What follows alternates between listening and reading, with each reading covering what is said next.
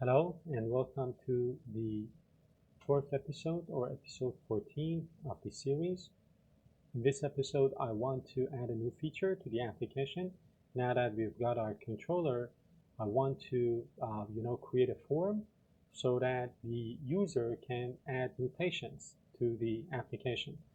So we've got the database now, the data access layer. We've got a component that is showing a list of patients in the client application.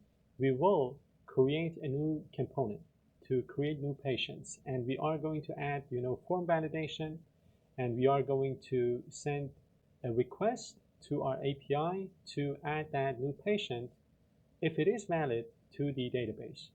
So as I said, we are going to create this component, NewPatient.razor, and then we are going to add this code to the component. So the code is very simple, but I want to talk about it in full detail. So basically, we are assigning a route to this component, and then we are injecting the navigation manager as well as HTTP client, and then we have this edit form, which is like a built-in component in Blazor. And then we got our data annotations validator and validation summary in order to kind of show the validations and the validation messages or validation errors if the data inside of this new patient is not valid. And if the form is valid, we want to submit that form using this method that we are going to create in the code block. And then we've got different div elements with input elements to bind to the for example, full name, date of birth, gender of that new patient. As you can see here, I'm using bind value. And then I've got this button that is going to submit the form, and the form, when submitted, we are going to call this method, handle valid submission. As you can see, we are sending a post request to this endpoint to API patients. We are passing our new patient. This is the new patient, so it's an object of type patient, and it is the model of our edit form. And then if after we send the post request, if the response is successful, we are going to navigate to the root of the application, to the patient's list, the patient's list of the application. Otherwise, we are going to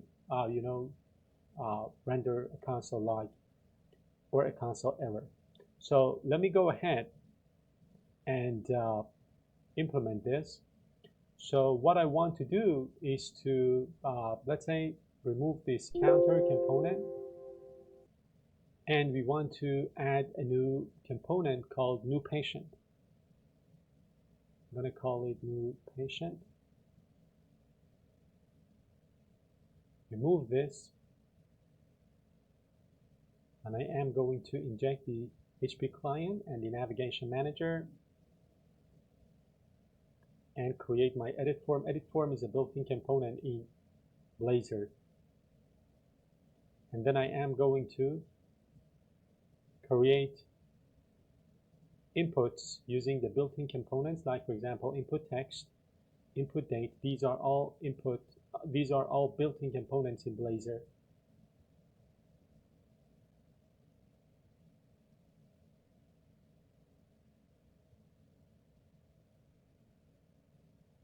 And then the button, which is gonna submit the form, and then the code block, creating the new patient object and writing the code that is gonna handle the successful submission of the form, which is gonna send a post request to the backend API. And that's it. So let me save this file now. Format the file, and then let me go ahead to the notes, and there are some things that I want to discuss. First off, this @sign page. So this defines the route for this component. When you navigate to patients/new, this page is going to be loaded, and then you are injecting your dependencies, HP client, because you want to communicate with the backend API, navigation manager, because you want to be able to navigate to the patient's component after the successful form submission. And then you've got the edit form. As I told you, the edit form is a built-in component in Blazor. So this binds the form to the new patient model, the object that we defined in the code block. When the form is valid, you are going to run this method, handle valid submit, so that method is going to send a post request to your backend API. And then you've got data annotations validator and validation summary. So data annotations validator is going to enable validation based on the validation attributes that we have inside of our entity class, the patient entity class. So a better approach would be to take these outside of the entity class and create validations using validation, fluent validation, and then validation rules. This is again something like an advanced topic that I will probably cover in another playlist.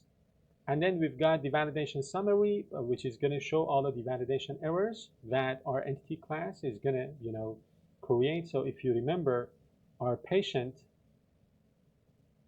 entity class has some custom error messages. So these are the error messages that the component is going to show if the form is not valid, and it's going to be shown using the validation summary component. Then we've got our input fields. So each input field is bound to a property of our model. So the new patient, we're using @bind. So these fields are styled using Bootstrap classes, form control. And then the button that is going to submit the form. The form is edit form, a built-in form component.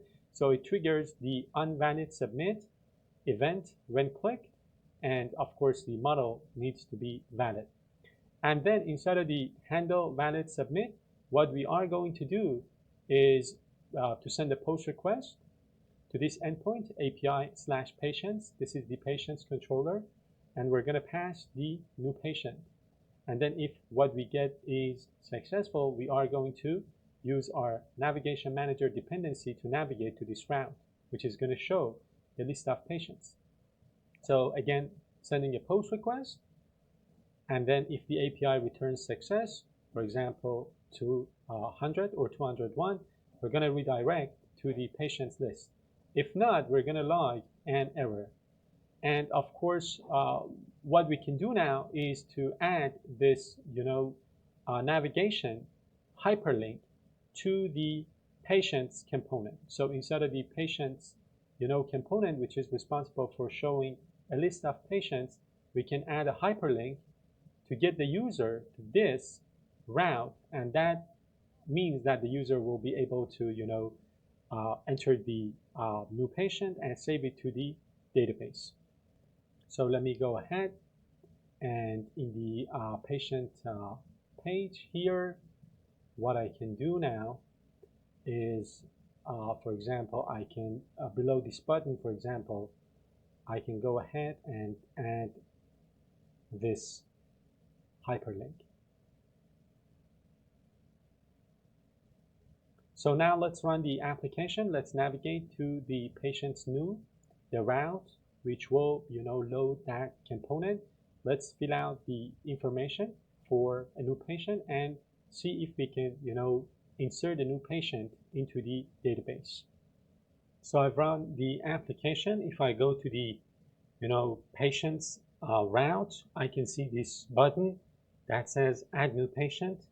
I've got this button as well. I need to double check what this button is for. But if I click this add new patient, I am taken to the route of the new component that we just created, the new patient component. And I can go ahead and, for example, enter some values for a new patient.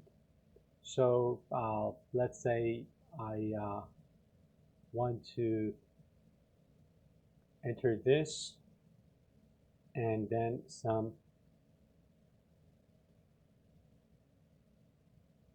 phone number, and if I click create, this is added to the database.